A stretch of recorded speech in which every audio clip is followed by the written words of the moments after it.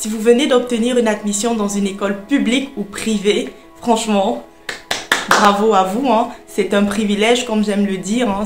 C'est pas donné à tout le monde. Il y en a qui ont tout fait, qui ont tout donné pour obtenir ne fût-ce qu'une seule admission et qui malheureusement n'ont pas pu obtenir cette admission. Mais rassurez-vous, ce n'est pas encore, c'est pas tard, hein. Il y a encore le temps, il y a encore cette possibilité d'obtenir une admission via les écoles privées. Donc je vous invite à vous référer à ces écoles-là. Mais pour vous qui avez déjà une admission, sachez que certes, c'est déjà un gros pas, donc félicitations une fois de plus, c'est un gros pas vers la concrétisation de votre projet de mobilité en France, mais ça ne suffit pas. Il y a l'étape ultime, majeure, qui est vraiment déterminante, hein, qui est l'obtention du visa étudiant en France. Donc cette étape, elle est vraiment majeure. Et elle regorge un ensemble de process à respecter. Et si vous ne savez pas par où commencer, quoi faire, n'hésitez pas à regarder cette vidéo jusqu'à la fin, justement, je vous dirai quelles sont les principales étapes à suivre.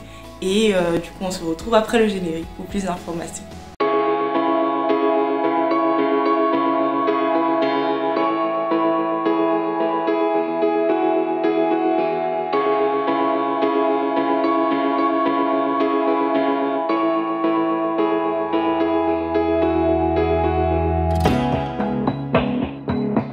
Alors, avant de commencer, permettez-moi juste de me présenter. Je suis Suzy Tandja, ingénieure qualité et formatrice chez Passetuc.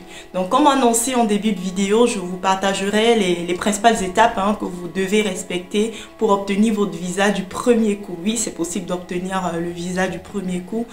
Et il vous suffira juste de respecter les étapes que je vais partager avec vous. C'est vrai que je ne vais pas rentrer dans le détail parce que ça demanderait à ce que je fasse une vidéo de 2 heures. Et justement, j'en profite pour vous inviter à la conférence, l'atelier que nous allons organiser, Passetuc, où nous allons vous expliquer toutes les étapes à suivre dans les détails en vous partageant tous les documents qui sont obligatoires que vous devez retrouver dans votre dossier pour réussir votre démarche de demande de visa. Donc n'hésitez pas à venir massivement à cet atelier.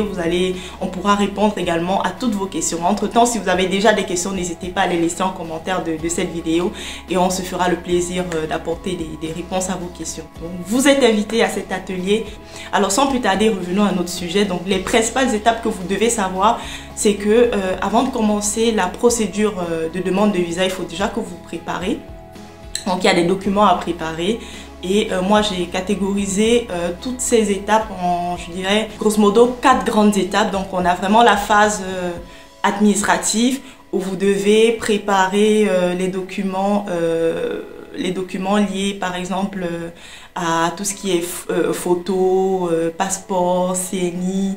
Mais très important, il y a aussi une partie de documents générés via la procédure Campus France. Donc que vous ayez une admission via une école connectée à Campus France ou une école non connectée, donc des écoles privées, sachez que c'est le même process. Vous devez toujours passer par la plateforme Campus France pour obtenir un document qui s'appelle l'accord préalable d'inscription. Donc ça, c'est très important. C'est un document qu'on doit retrouver dans votre dossier. Il y a aussi le mail, par exemple, de fin de procédure Campus France. Mais il y a aussi un autre document. Aujourd'hui, depuis l'année dernière, le process de demande de visa est digitalisé. Donc via le site France Visa, vous avez la possibilité de remplir un formulaire de demande de visa.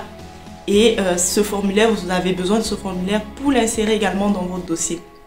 Donc on a un ensemble de documents, je ne vais pas citer tous ces documents-là. N'hésitez pas à venir à l'atelier que nous allons organiser, nous allons entrer vraiment dans les détails, nous allons vraiment apporter plus de précision sur tous les documents que vous devez avoir en votre possession pour constituer votre dossier, le dossier parfait. Donc voilà, on a la partie liés au process administratif, donc tous les documents liés à ces aspects-là que je venais de faire mention. Mais on a aussi la partie pédagogique, donc tout ce qui est diplôme, relevé de notes que vous devez préparer. Et on a aussi une partie qui est vraiment capitale pour laquelle certains ont souvent du mal, c'est l'aspect malheureusement financier, l'aspect qui fâche des fois parce que vous devez attester que vous avez les ressources nécessaires, les moyens nécessaires pour subvenir à vos besoins une fois arrivé en France.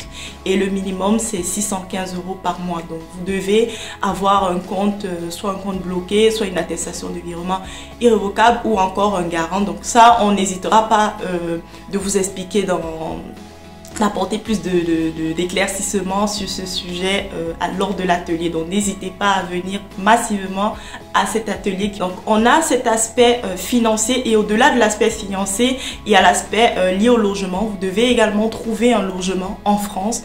Pour, bien évidemment, vous n'allez pas venir ici et vous retrouver dans la rue. Donc ça fait partie des impératifs que vous devez avoir avant de soumettre votre dossier, votre demande de visa auprès de votre ambassade ou du consulat de votre pays. Donc voilà, de manière résumée, les principales étapes que vous devez respecter pour réussir votre demande de visa. J'espère que cette vidéo vous a plu, j'espère que vous en avez appris suffisamment. Et si vous avez des questions, n'hésitez pas à les laisser en commentaire. Et comme je l'ai dit, nous organisons un atelier et au travers de cet atelier, nous aurons la possibilité de répondre à toutes vos questions. Donc n'hésitez pas à vous inscrire déjà et à venir prendre part à cet atelier. Alors si vous n'êtes pas encore abonné, je vous invite à vous abonner. Si vous n'avez pas encore activé la cloche de notification, n'hésitez pas à le faire pour ne pas rater les prochaines vidéos. Et je vous dis merci et à bientôt.